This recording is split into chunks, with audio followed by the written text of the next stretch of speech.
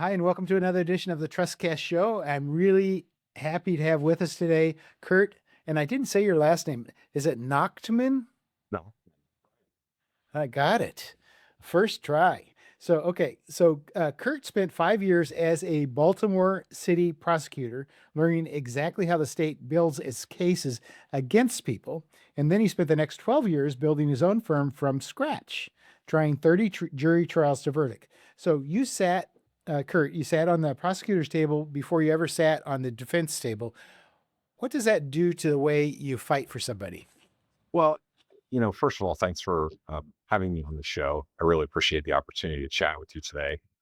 Second, I would say that it gives you a unique perspective in how prosecutors look at and analyze cases and understanding from a prosecutor's perspective where their concerns are going to come from so that as a defense attorney, I can look for where those concerns are going to pop up and then hopefully on behalf of my clients potentially exploit those concerns or utilize those concerns to my client's best interests.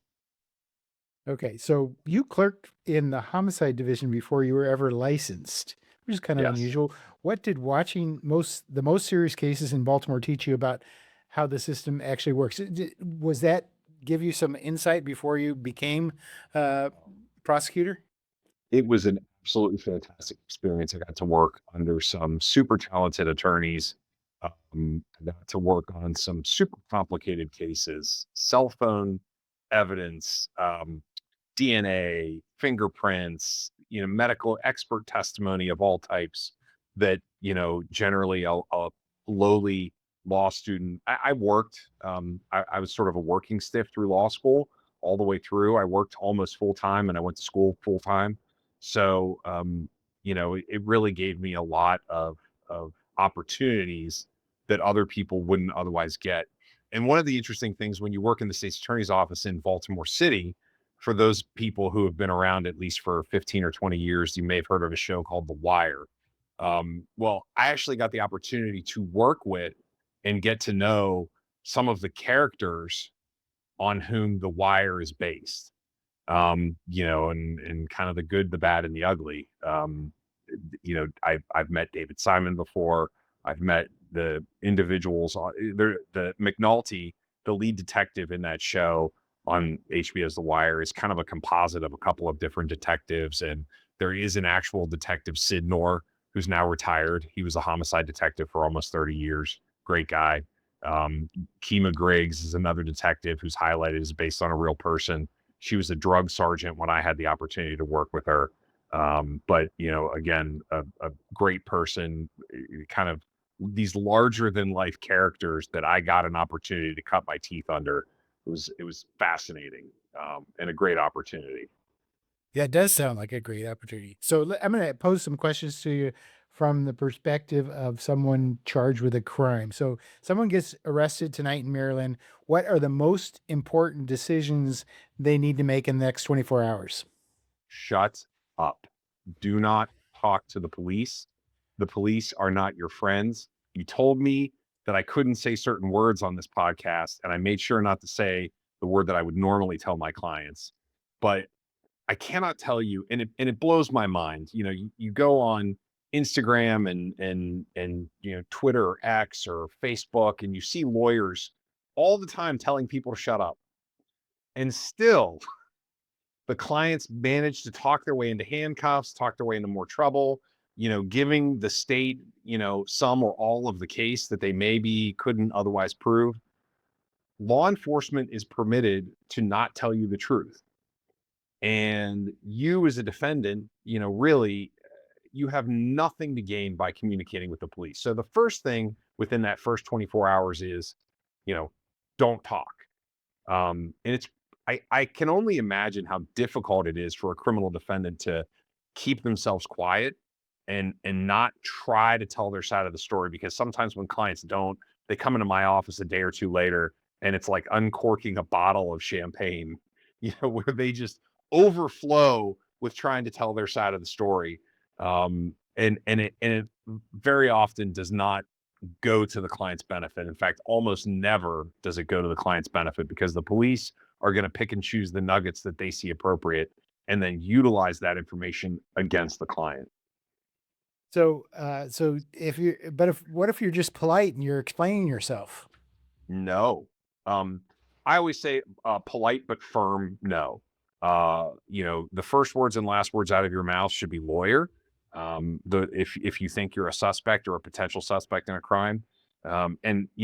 Actually, it's interesting you asked me this question. I actually had an old client of mine call me the other day while a police raid was taking place. And during the course of that police raid, I was able to get in touch with the state's attorney's office.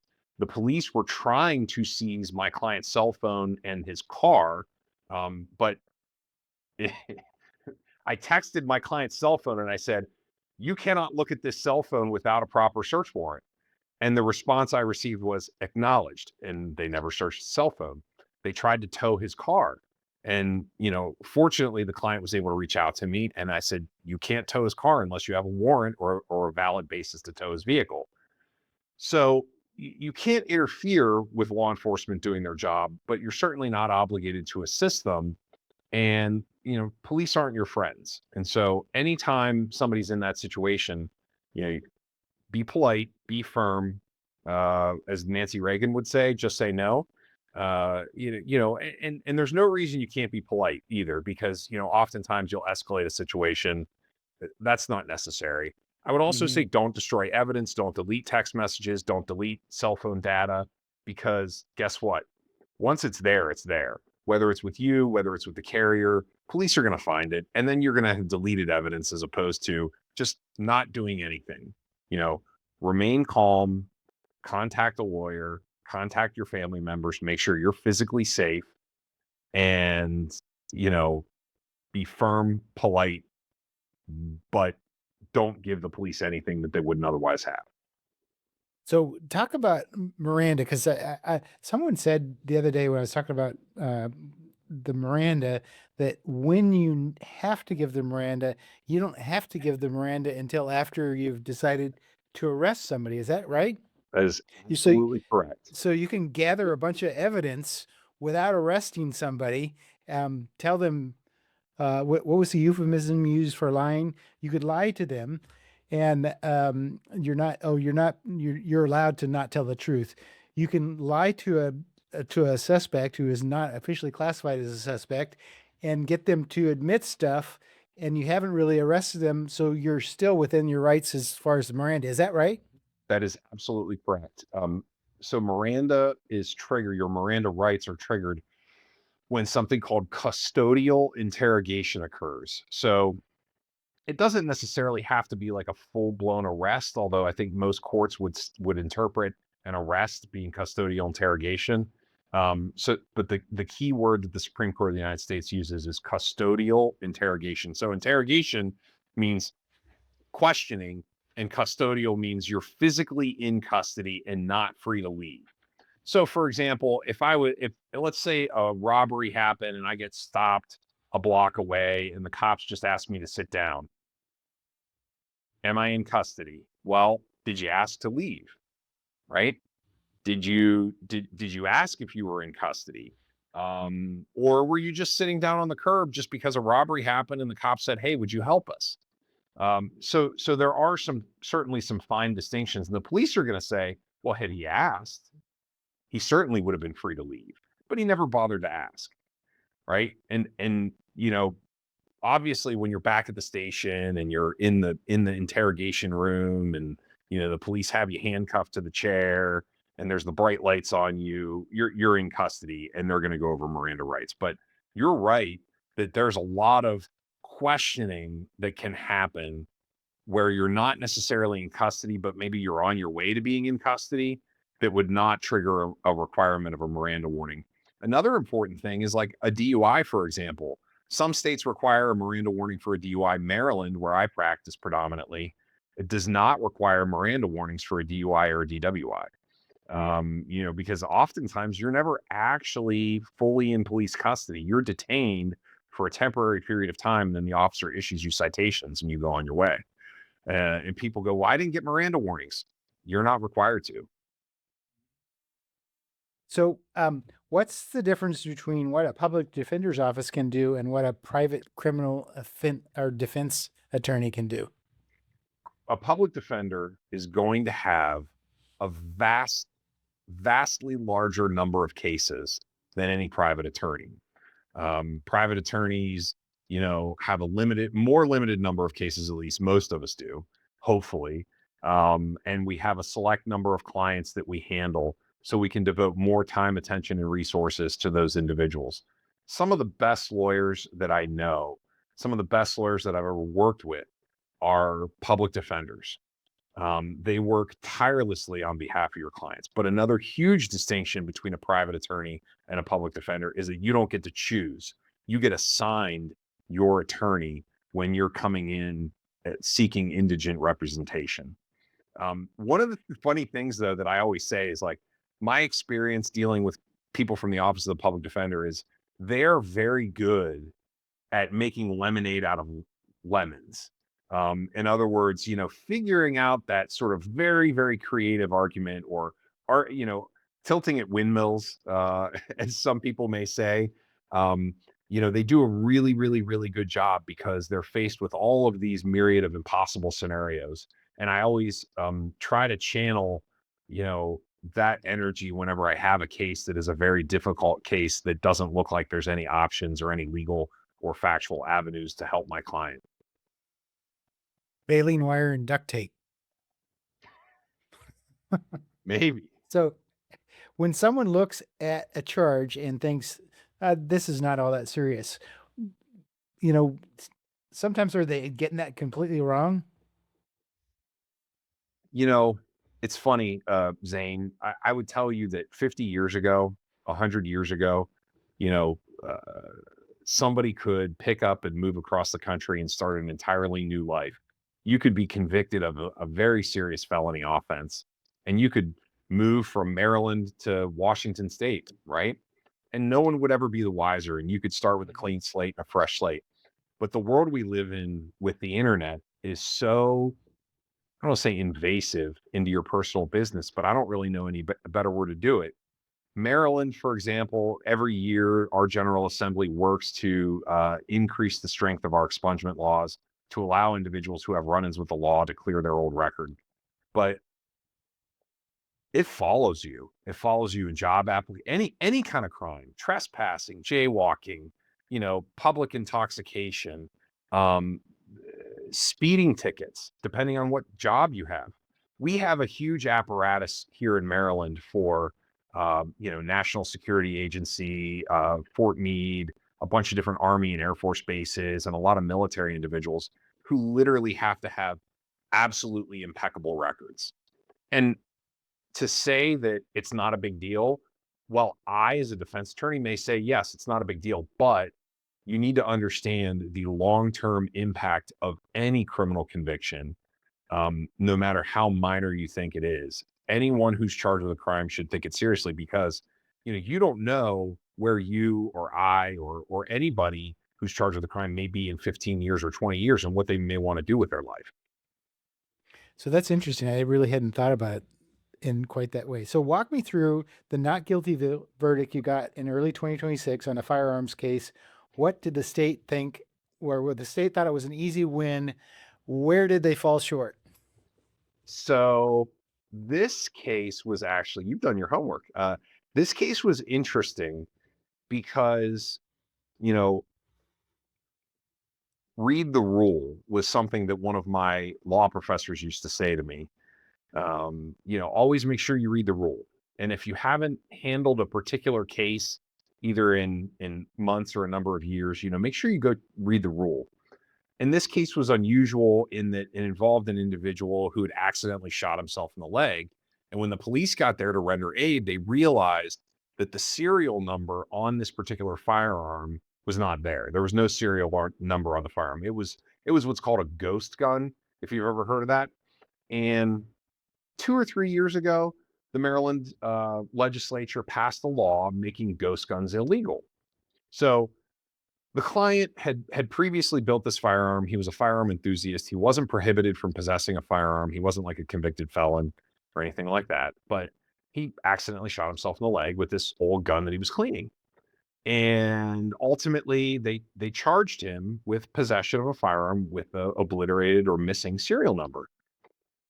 And normally, this type of crime is sort of a tag along. It's a tag along with like a robbery or a shooting or a carjacking where they recover a gun and it doesn't have a serial number.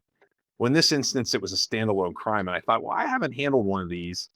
I handled one of them a couple of years ago, but like it was with some other stuff, and it doesn't come up on all that often. And if they do, it doesn't come up in a way where that's the only count that the state has to go forward that's viable.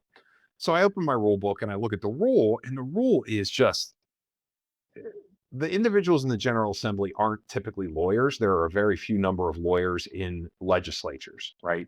They could be a Oh, I didn't know shopkeeper, a that. bar. I would have Yeah, thought no, the other. there are a limited number in Congress. There are, United States Congress, there are more attorneys, but a lot of, you know, random folks sort of end up in these elected positions, politicians. And I read this rule and I said, man, I can't even figure out what the state has to prove. So I did a little bit of legal research and I looked some more and I showed it to one of my colleagues. And that's one of the great things about my firm that I'm in now is we have 9 of like the smartest criminal defense attorneys that I've ever worked with in my life. So I can bounce ideas off of different people. It's a very collaborative approach that we have. And I show it to a couple. I say, man, this rule is not written very well. And they're looking at it, and I pull up some case law, and the case law says, there's a certain way that you're supposed to write a statute. You're supposed to have the prohibition at the top and then exceptions underneath. And those would be what's called an affirmative defense. And in this instance, there were 2 exceptions to the rule. Then in the middle of the statute, there was a prohibition. Then underneath at the bottom, there were 2 more exceptions to the rule. I said, I don't think this statute's any good. I think the state's got to prove, it's basically to prove a negative. They had to prove that my client knew and failed within a certain time frame of when he received the firearm to register it and get it serialized. So we went in and we tried the case, and ultimately the judge agreed that the statute was essentially unenforceable. He granted what's called a motion for judgment of acquittal, which means it's a not guilty verdict at the end of the state's case based on the rules of statutory construction. And the young prosecutor is a nice kid. He was brand new, been on the job a couple of months, and he called me and he goes, I still don't understand. And I said, you probably need to crack open your book and read the rule, because that's what my law professor used to teach me is when you don't know, default to the rule first and go from there. So no charge for the lesson for the young prosecutor. I should have asked them for $5. So here, one of my questions was, I want to jump ahead, so I won't get through all these questions anyway. Too bad. They're good ones. So you built a firm from 2 people to 11 over 12 years, and then walked away to join your firm you're at now, Silverman Thompson. Yes. So that's usually that's an unusual thing, because people get really attached. I built this thing. I have this thing. I'm making money. I'm successful. Tell me about what prompted you to do that. I don't want to wait and then miss that question, because I was actually curious about I that. really have my last 2 years at Silverman Thompson have been thoroughly and incredibly enjoyable, because I have just focused solely on the practice of law, and I've been able to do it with a number of just brilliant other attorneys. The firm that I'm at now, I lateraled in as a partner, and it is what, although our managing partner hates the word, we're a litigation boutique. And I get a chance to try quite literally any kind of case that I want to. We go in and we just go to trial. Last summer, I had the opportunity. We got hired on 2 weeks' notice on a $2.5 million breach of contract case. So I had a hole in my calendar, and I said, hey, I'll do it. So I got to jump in and try a trial successfully, on behalf of the client for a very high profile individual who, found themselves without a lawyer 2 weeks before trial. And we just jumped in head first and took that on. Right now our firm is devoting a tremendous amount of resources to a very large nine case civil matter where there's a bunch of criminal lawyers and civil lawyers working. But like ultimately we just try cases. And that's kind of the best part of the job. And, I don't have to deal with any administrative stuff. I get to still kind of run my own practice within the firm. I kind of come and go as I please, and I take the cases that I want to take and I reject the cases that I don't want. And so it's kind of been the best of both worlds in the sense that I kind of get to do my own thing and manage my own practice and do my own marketing. But also, I don't have to deal with kind of staff and employee issues and the bathrooms clogged and, you know, all the things that come with running your own business. I've been able to kind of Okay. jettison and take all the good parts of it from practicing law. It's making sense now. So I understood because that kind of jumped at that's question 31 and I'm on like question 8. So I wasn't going to get there. So I wanted to know that question, that No, answer. Zane, the other thing that's always interesting is, I kind of went opposite. I went from small firm to, and we're not big firm. I wouldn't call us big firm. We're almost 50 lawyers. So we're kind of medium to large for Baltimore metro area, but certainly nationally we're tiny still. But it's kind of the opposite jump that most people make. So let me try something else. Let me go DUI. Do you do much DUI? I personally don't know, but I Okay, let represent a me go. number of individuals who are charged with DUI and DWI. And maybe I should add. So I'll throw in a couple of I those. thought you were asking me if I drank and drove. I'm like, no, not at all. Never. No, okay. Well, that's good. That's a good thing. So someone blows a .09 and thinks the case is already over. Is it? No, not at all. There Why are, not? well, one of the things that I have really focused on in the last few years is the number of false positives and medical related defenses that individuals can have that are DUI or DWI.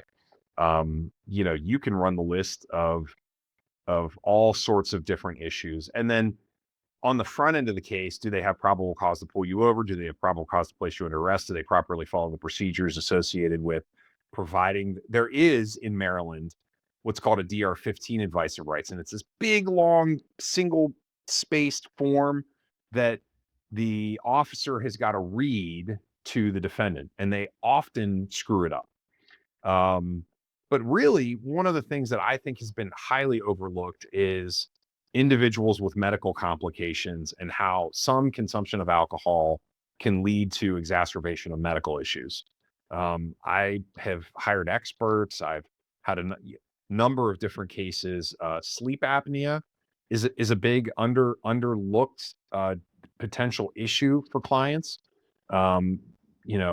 Medical mixing, wrong charge, clients high on marijuana, they're not high, they're not consuming alcohol. And when you're defending somebody, you've got to understand that it is not your job to prove your client guilty. It is the state's job to prove your client guilty beyond a reasonable doubt. And so, really, if and it's a little scary actually. I've had the sleep apnea one.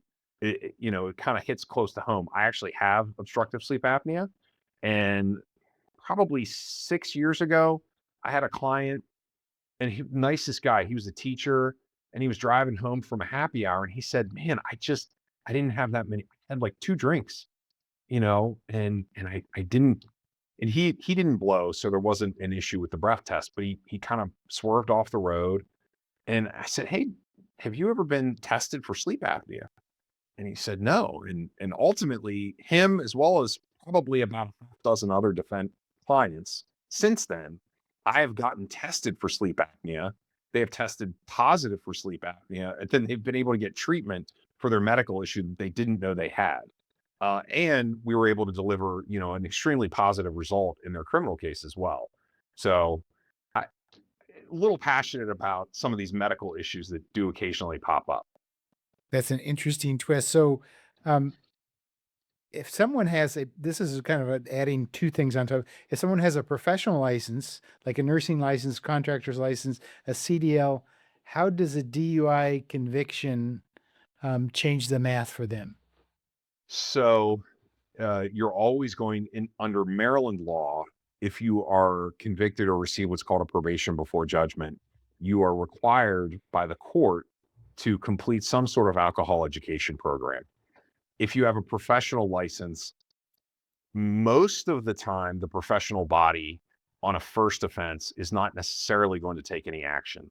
However, I've represented some individuals before, paramedics have had to do additional layers of treatment. Nurses have had to do additional layers of treatment.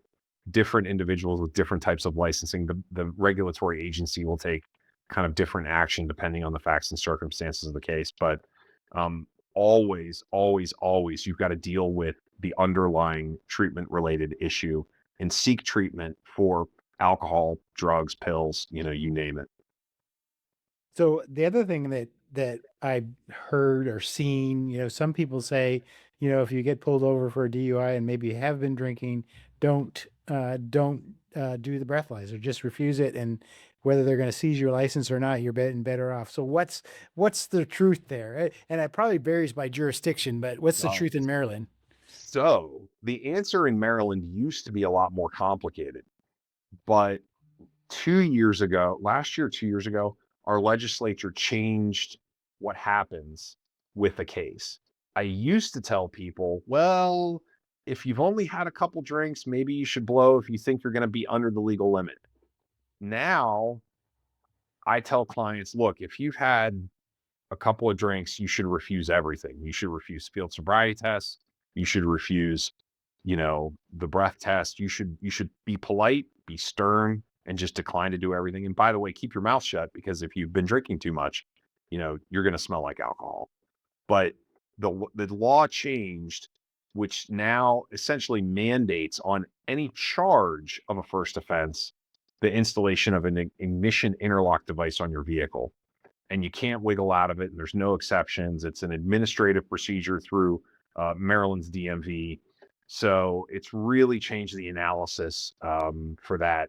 And I think, frankly, Maryland is one of 3 states that institutes an administrative procedure separate from the court, like Pennsylvania, where I'm also a barred attorney. All of in New Jersey, I'm not barred in New Jersey, but I'm familiar with New Jersey and Virginia because they're so close geographically. New Jersey, Virginia, and Pennsylvania all take action after the court takes place. So, in other words, you don't lose your license. If you have defenses to the court, you can potentially retain your license if you prevail in court. Maryland is totally different.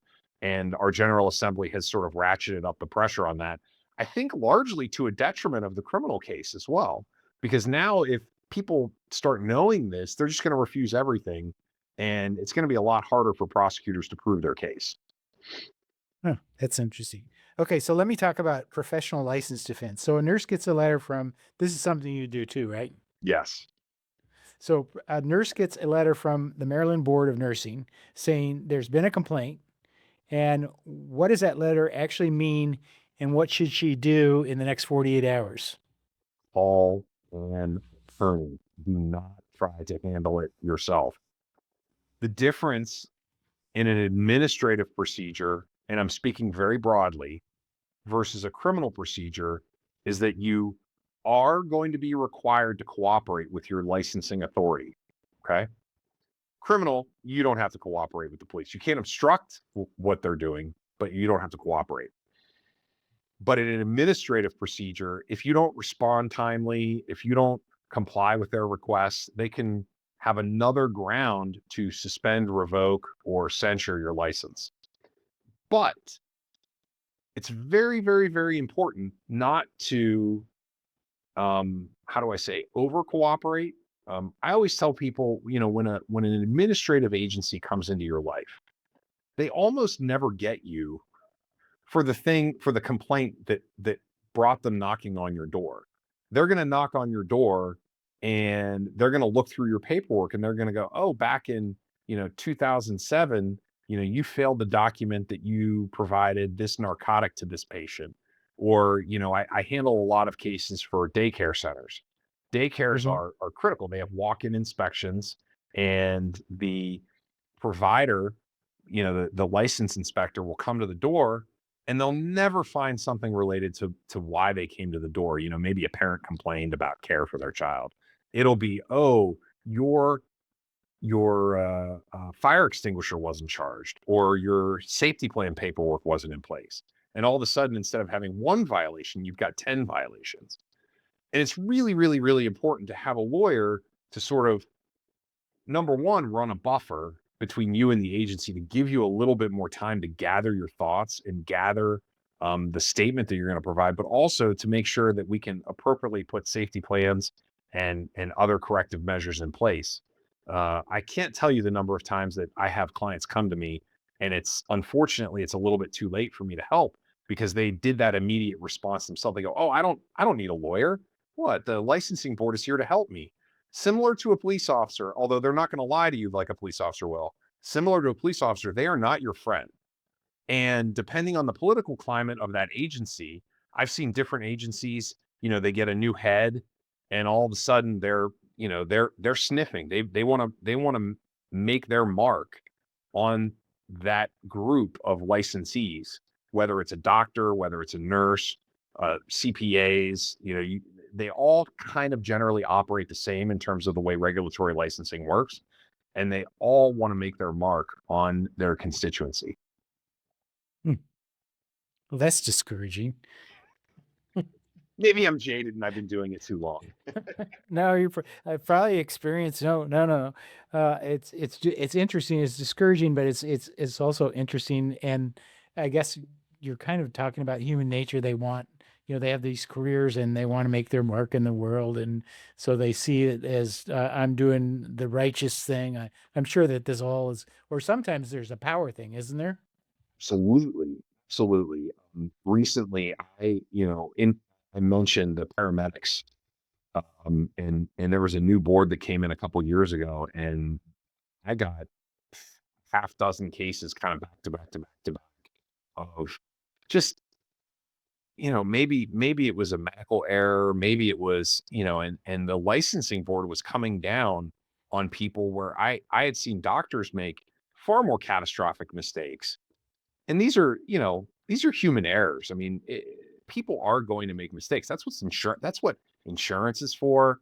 That's why you train these individuals, provide remedial measures, but to like yank somebody's livelihood away is a pretty harsh remedy for what is, one individual I'm thinking of in particular. He had worked as a paramedic. He was an army vet. He was in the army for 20 years, and then he joined the Baltimore City Fire Department, and he lost a patient in his care. And it was a mistake. It wasn't anything intentional. It wasn't anything malicious. And frankly, the patient had a lot of complicating medical issues anyway. And the licensing board, even before the autopsy and the toxicology reports came back, they tried to yank my client's license. And ultimately, my client decided to retire rather than fight it because he had 20 years in the fire department, but he had an absolutely impeccable record with the Baltimore City Fire Department. And, they chased one good paramedic out the door. So it was really, that particular case really bothered me, just for this guy and how hard he had worked and served the community his whole life. So I'm going to shift gears again because I have on here that you also have done some personal injury work. Is that right? I just try cases, Zane. I So don't do, sure, go ahead. you don't Go ahead. choose. You just whatever comes. So okay, I'm going to throw this out. Insurance companies keep data on which lawyers actually go to trial and which ones always settle. What does your trial record do to how they treat your clients' claims? That is, I think this is true. I have heard that this is true. I have never seen the database, but I try cases, and the more cases I try, my experience is that the better my offers have gotten. I don't, I frankly, I don't have to try a lot of cases anymore. Particularly since I moved over to my new firm, I try even less cases now on the personal injury side because Mhm. people know I'm willing to go to trial, and they don't test you quite as much, and they'll give you full value for your case, and that's really a thing. So you got a jury verdict that was four times the insurance company's last settlement offer? What made them think that they had leverage, and then what changed? Tell me the inside scoop on that one. Well, I think the only thing that changed was me trying the case. My, th- so this case is really funny. So it wasn't a very good offer for settlement. My client, she was a sweet lady. She got injured, but not terribly. So it wasn't a permanent catastrophic injury or anything. We ended up having a jury trial. My client got on the witness stand and she identified the wrong leg as having been injured. She said it was her right leg, and I very quickly, worked with her to correct that statement, and it was in fact her left leg that had jammed into the driver's side door of the car she was driving when she got hit. But I ended up turning that into a positive because I knew the case wasn't $1 million case. It was a 70, $80,000 case. And I said to the jury, look, you know that she's telling the truth. You know that she's not exaggerating her injuries because she's healed now. And she testified that it was her right leg when clearly it was her left leg. So she's 100% healed. That doesn't mean it doesn't still bother her. That doesn't mean that all the time, effort, and energy that she spent going to rehab, physical therapy, things of that nature didn't matter. And the jury agreed with me. Oh, But that's a good old first. fashioned. I was That's quite a. absolutely terrified when she's. I sort of like I did one of those like, did I hear that correctly? That's an awesome verdict there. So okay, so let me see. You settled a wrongful death case involving a motor vehicle collision for $1 million. Without getting too deep in the facts, what does it take to get a carrier? So this did not go to trial. This is a settlement. What Yes. does it take to get a carrier to go to a settlement for that kind of seven figures? So that's a great question. And really, in every personal injury case that I handle, you're always looking for a way to push the insurance carrier, right, over whatever their policy limit is. Okay. Because in Maryland, as well as many other states, you have what's called faith claims. And when an insurance company is potentially overexposed, or like, say, Zane, you have a $500,000 policy on your automobile and you collide, hopefully not, but you collide with a car of four young individuals who have a long life expectancy and are catastrophically injured and are going to have their earnings cut short and huge medical bills and just these huge economic damages. And God forbid that ever happens. But um, really, you're always looking for something that's going to cause the insurance company to think and go, am I putting my client in danger? Because what'll happen, at least in Maryland, if and in Pennsylvania, if the insurance company fails to protect their insured, then they can be on the hook for what's called a bad faith decision or a bad faith claim. And anytime you can do that, you're always going to get the insurance company to really kind of look hard at a case and decide whether or not they want to offer policy limits. Some and by the way, this varies widely by insurance company. Different insurance companies have different methods and methodologies of practicing. I'm not going to defame any particular insurance companies, but certainly As there are much as ones. you'd like to. There's a look. Clients call me and they go, you know, I have a good neighbor that works with me every day to provide me my insurance, and that good neighbor is going to stick up for me. And I say, as a matter of fact, I have more cases in litigation with some good neighbors than anybody could possibly imagine. And they are the most difficult to deal with. Their lawyers are fantastic, but it's an adjuster driven company. And they absolutely are the hardest to negotiate against. And they will run all the way to the 11, to the 1 yard line before they'll even make a reasonable settlement offer. I think, like, in terms of the civil jury trials that I've had, personal injury trials, I mean, Yep. most of them have come against State Farm. So here's I want to make sure I got this one right. Your first case in private practice, you solved an unsolved death for a daughter and got her civil resolution. Is that Yeah. right? Can you tell that Yeah. story? I can tell a That little was bit your of the first story. case. I can tell it was an interesting entree into private practice. We were hired by a family of a young lady who was in a mysterious car accident and she was killed. She was a pedestrian and hit by a car, and we were able to, through various methods, ascertain that ultimately we couldn't prove that the husband did it. And I don't know that he did or didn't. We were able to determine that he was there and that perhaps they got into an argument and this young lady stepped into traffic by accident and got hit by a car and killed.